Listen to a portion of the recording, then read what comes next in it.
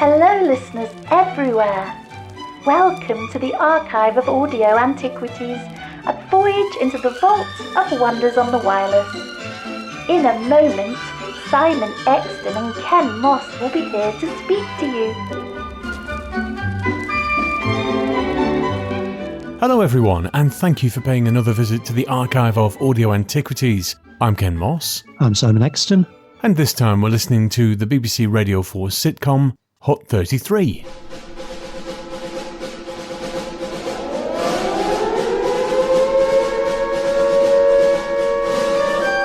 This ran between 2007 and 2009 over 3 series, and it's set in Bletchley Park in 1941. It includes both the writer, James Carey, and producer, Adam Bromley. It stars Tom Goodman Hill as Archie, Robert Bathurst as Professor Charles Gardner, and Alex McQueen as Joshua Fanstone. Oh, for fuck's sake, it's not spelt that way, but it's said Fanshawe Marshall. But Olivia Colman's in it as Minska, and Lil Ruffley as Mrs. Best. This is a cast of wonderful characters. Okay, well, we'll discuss that when time comes. I'm waiting for this. Run the clip. If I were you, I'd take any advice from Mrs. Best with a big pinch of salt. She's had more men than I've had hot dinners, cold dinners, snacks, drinks. But at least she's actually, with a... Well, I wouldn't start with Minka. She looks like the type who devours the meal after mating. Mind you, at least you die happy. That is true. Sorry, there's a bloke over there. I'm sure I recognise him. Excuse me, is this seat taken? No, be my guest. I'm Gordon. This is Archie. Professor Charles Gardner. Of St. Sebastian's College, Oxford. Ah, yes, I remember you at formal dinner. Yeah, saw how you tried to eat your salmon. Oh, it was like feeding time at the penguin enclosure. You rejected Archie because of the way he ate fish. He used a spoon. And the interview was a joke. It was meant to be about maths, and you got me to read aloud from a book. I'd never heard such a funny little accent before. And I am Professor of Linguistics, so it was too good a chance to miss. Such vowel mutilation. You was going to get such a slap. So, where did you study? I went to Manchester. Oh, that's in the north, isn't it? Yes, can't say I've ever been there. Got as far as Banbury once, but had to turn back. Just getting a bit rough. So, are you staying nearby? Staying here. The landlady said she'd be happy to squeeze me in. You do look her type. Male with a pulse. Anyway, I must turn in. As Ovid said, time, motion, and wine cause sleep. Except, of course, he said it in Latin, but I don't suppose you'd know much about that. I do know Catullus said, pedicabo ego vos et irromabo. What does that mean? Up yours. I've never heard this before, but as I was listening through it, my first Despite thought... the fact that I sent you copies of it about 15 years ago. I've been a bit pressed. However, listening to this, as I have done over the past week, I have burned through the episodes. I've really quite enjoyed this. However, I suspect there will be points of view from the gay side of this podcasting malarkey that might have different views. Well, we will come on to that, and I do have things to say about that. Shall we do some alumni to start with? This is your forte. Who's in this thing? Well, Tom Goodman Hill has been in loads of things. He was the replacement Martin in Cabin Pressure. He was in Border Cafe, which I loved, and we must do on Exton Moss at some point. He played Joe in Humans, which also is brilliant, but possibly a bit too recent for us to do. And he was Reverend Golightly in The Unicorn and the Wasp. Oh, that was him. Yes. Right. Olivia Colman has been in millions of things, but most recently she's been in Fleabag. She was in Beautiful People, Green Wing, and she played Mother in Doctor Who. Miranda Raisin turns up as a guest star. Has been in Spooks, Night Flyers, Sister Boniface Mysteries, millions of other things, and best known to Doctor Who obsessives as the dreadful companion, Mrs. Clark, in the sixth Colin Baker Doctor Big Finish. Adventure, yes. She's Paula Quatermass. Lil Ruffley was a regular in My Hero. Robert Bathurst played the character of Farquhar in Flux, was Sergeant Wilson in Dad's Army, the Lost episodes, and was in the new series of Dracula. Alex McQueen was the master in The Big Finish, Dark Eyes and Unit Dominion, and was also in the In-Betweeners. Michael Fenton Stevens was Spitting Image and KYTV. And Lewis MacLeod played Postman Pat from 2008 onwards. Well, that's quite an impressive cast list. I know most of those people from very different things. Robert Bathurst, in particular, does stand out. He was Todd Hunter in Red Dwarf. He was in a Stephen Moffat series called Joking Apart in the early 90s. And he was also in Toast of London as... Oh, God, yes. I really enjoyed Toast of London. I hated Toast of London. I thought you might. I really hated it. It's like Nathan Barley. I know people who love Nathan Barley, usually the people that the show is taking the piss out of. On the unfortunate occasions where I've ended up socialising with London media types, they bang on about Nathan Barley, not realising that the way they're talking is exactly what Nathan Barley was taking the piss out of. I don't know what Nathan Barley is. It was another one by the same bloke, Matt Berry, isn't it? Who did Toast of London. I mean, Matt Berry's very one note. It's a little off topic, but Toast of London was taking the piss out of a voiceover artist, so I do find it a little bit... because the whole thing really is very silly anyway, so to have the piss taken out of it even further. However, for the purposes of this particular episode, we have listened to Series 1 and indeed the first episode of Series 2 of Hot 33. You're far more familiar with this than I am. I'm going to hand over to you. What do you think of it? Well, I kind of am and I'm not. My introduction to radio comedy came years and years and years ago, but with sketch shows. So as a teenager, I listened to I'm Sorry, I'll Read That Again, The Goon Show, which at the time I quite enjoyed, Round the Horn, but all sketch-based comedy. It was quite a while after that I started getting into radio sitcoms. And this was one of the very first ones I listened to. There was this and there was the Maltby Collection. But I remember thinking that this was very good, very funny, and lots of it is very good and very funny. But coming back to it after having heard quite a lot of other radio comedy and listening to it as I was going to podcast it, it's got big chunks of flaws in it as well. Have we talked about the setting? Bletchley Park in the Second World War. And more specifically in the code-breaking hut number 33, which is somewhat dysfunctional. Evening, Mrs. B. All right, lads. What'll it be? 6 whiskies, each with a pint chaser. Blimey. What's got into you? Nothing, thankfully. He just met the Duke of Kent. Ah, and you'd be just his type. Although it's not just many likes. Oh, Mrs. B, you There may have been a time when our paths crossed in the West End. I can't believe it. Mrs. B, you and Prince George. Let's put this into context, shall we? He's not Piggy and knows Mrs. B. What I don't understand is why the Prince talked to Archie as if Archie was a girl. Gordon, I think we need to have a little talk about people like the Prince.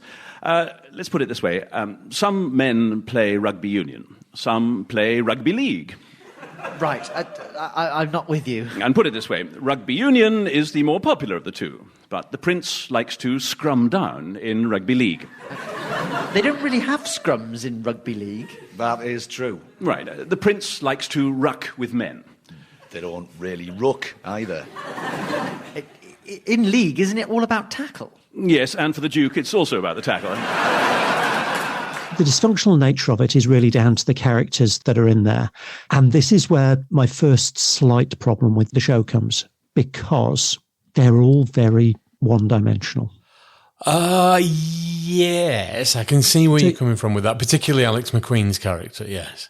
The female characters are much more interesting. Minka is the best character of the lot by far. That I will agree with, yes. Mrs. Best is fun, although it does kind of take the piss out of sex positivity. However, it's supposed to be set in the 1940s.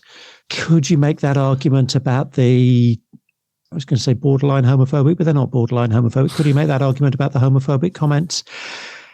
In terms of language, yes, I suppose you could if you're being consistent. In terms of the way it's written, there's an entire episode where just about every comment Archie makes is about Charles having Greek boyfriends because he's been reading some Greek classics.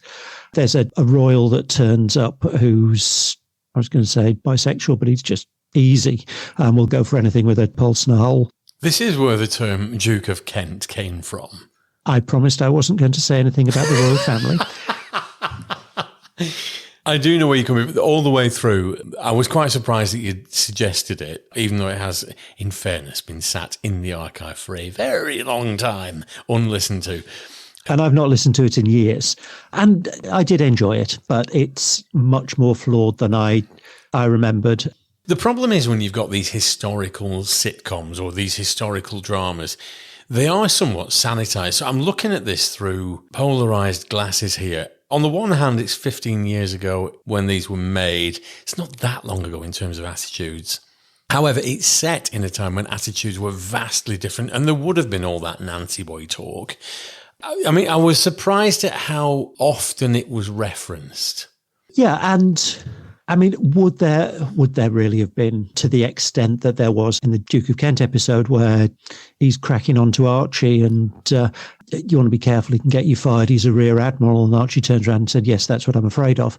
And it's jokes at the expense of, I get it, but I mean, for the time, that was quite an old-fashioned vein of comedy. You would have expected that from something like Are You Being Served? Which was a good 20-odd years in the past at that point. I do get it. If not 30. Well, yeah, where were we at, 2000? Yes, of course. I'm not denying that some of it was a little dated. There comes that crossover point where if you're going to do something historical, you either skirt around the things which are sensitive to the audience in the present and therefore risk being a little bit sanitized, or you go into it and address the attitudes of the time head on because that would have been the attitude at the time. In this case, I do think that particular aspect of it was over-egged a bit. I think it would have been funny if it was lightly peppered through occasionally, but it was a touch heavy-handed. Yeah. There were a lot of what might be considered derogatory gay references, and they were a little bit more often than I would have expected for 2007. So, yeah, I do take your point, but if you're going to make a comedy set in 1941 in the war, that would have been quite a common mode of speech. Yes, but there are other common modes of speech which they didn't include, and I think perfectly reasonably didn't include. But you can't really have one without the other. This has always been my beef, really, with historical stuff.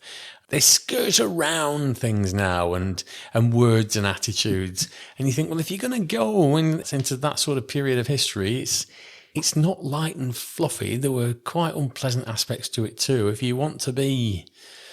But I mean, this is a sitcom and quite a sort of a caricature sitcom. Yeah, and it's a bit like saying that LOLO should be showing realistic torture sequences.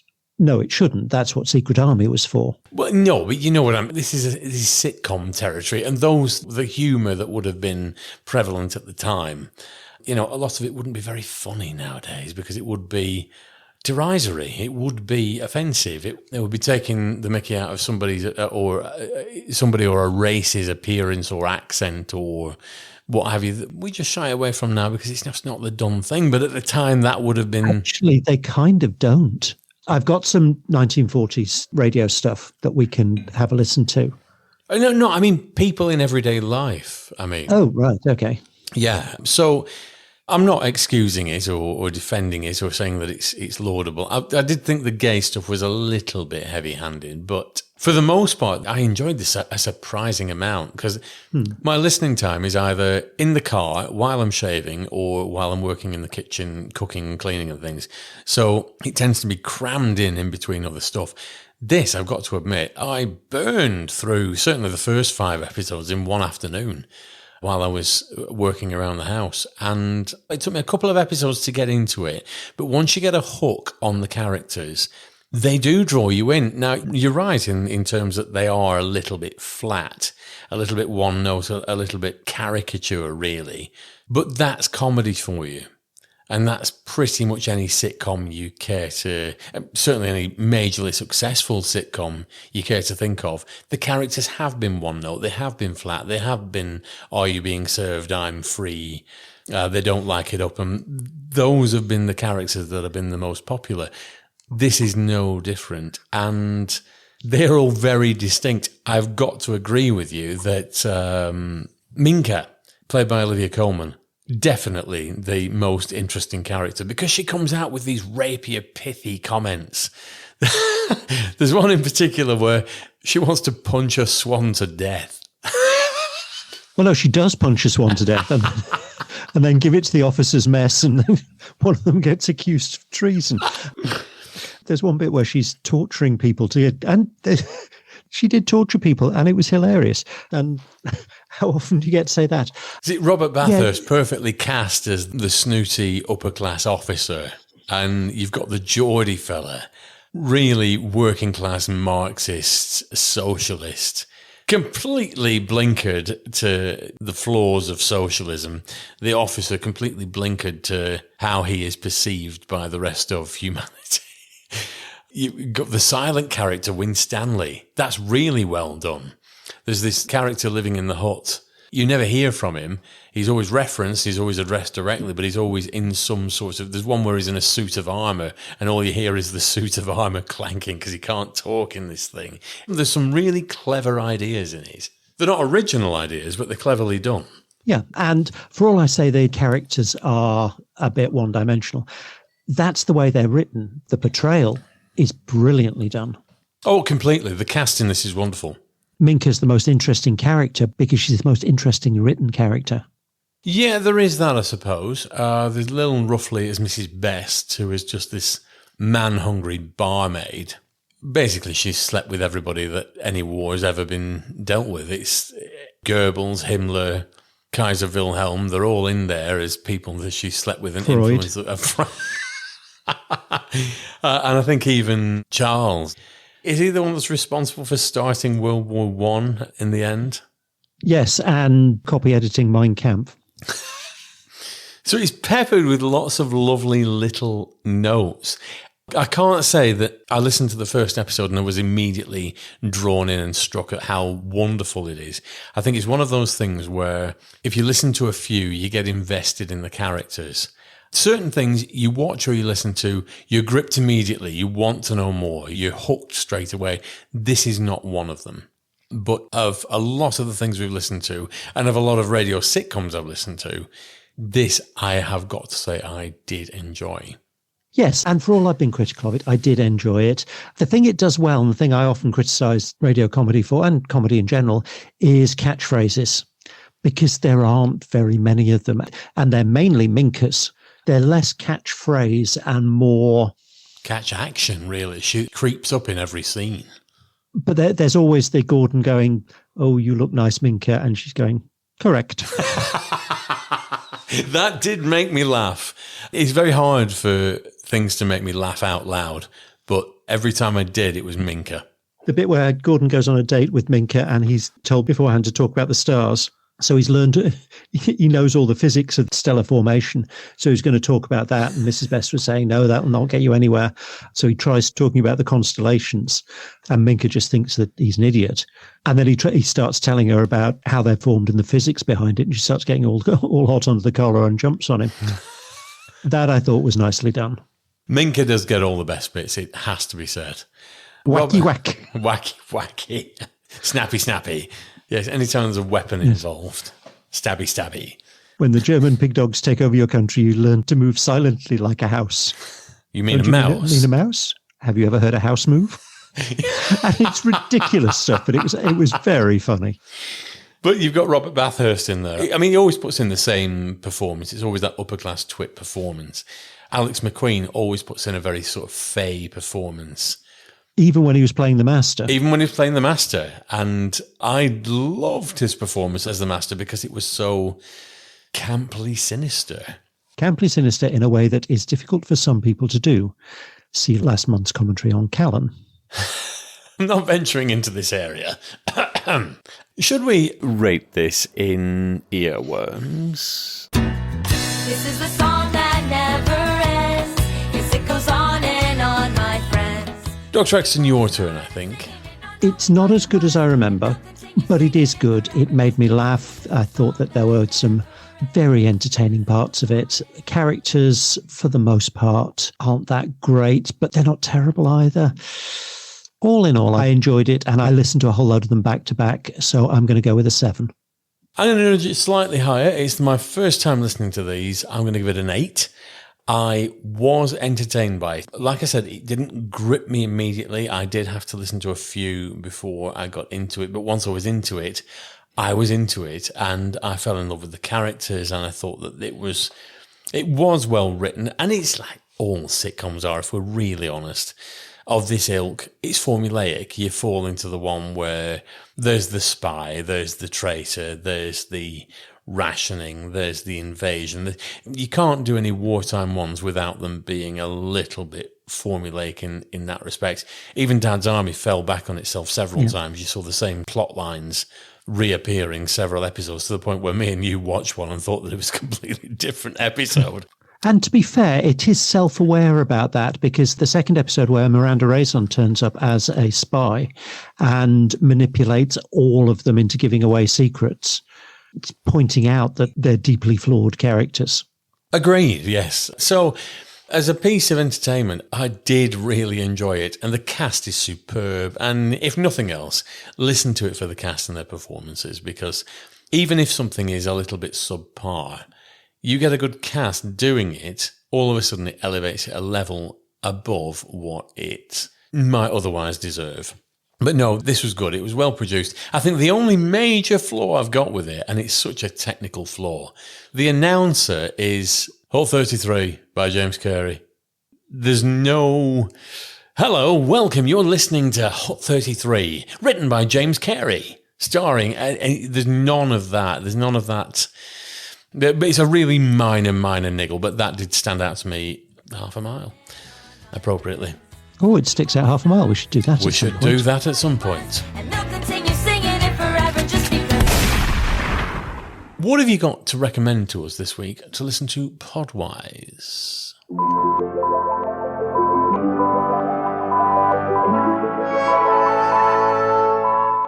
Podcast of the week for this month is a lovely little archive television podcast by two very entertaining young men in Cheshire, and it's called Antique Dust. Tell us more. They're a podcast about archive television, and that's what they talk about, and it's very entertaining. Little recently obsessed with Howard's Way, which I'm less of a fan of. The enthusiasm here for Howard's Way. Poor Howard's Way. Now, Triangle, on the other hand. Oh, my. Right. Moving on. Well, next month, what are we listening to? We're going to listen to a Christmassy thing full of cheer and goodwill to all men and bloody murder. We're going to listen to Hercule Poirot's Christmas. It's one that Agatha Christie wrote following the accusation that her murders were a bit sanitized and bloodless. So she rolled up her evening gloves and said, I'm not putting up with this, and gave a good and bloody murder. Well, it's been a while since I've heard Hercule Poirot's Christmas. You'll be unsurprised to hear it is on my Christmas listening list. But really? I thought you didn't like the Peter Sallis performance. Well, I'm not mad keen. That's why I've not listened to it for a few years, because John Moffat, that's the one.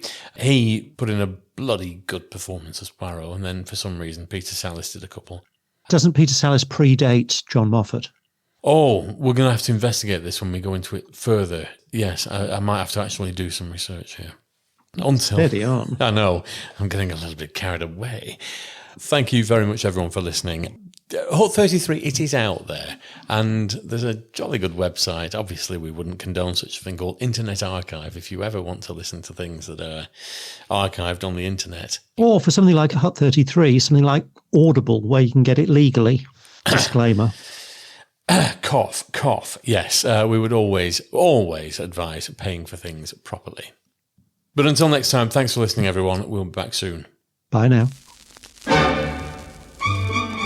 The archive of audio antiquities featured Simon Exton and Ken Moss, and the announcer was Jenny at Blue Box 99.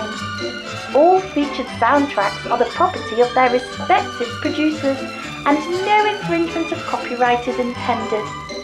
Title music was by Edward White, and the programme was produced by Maverick Productions.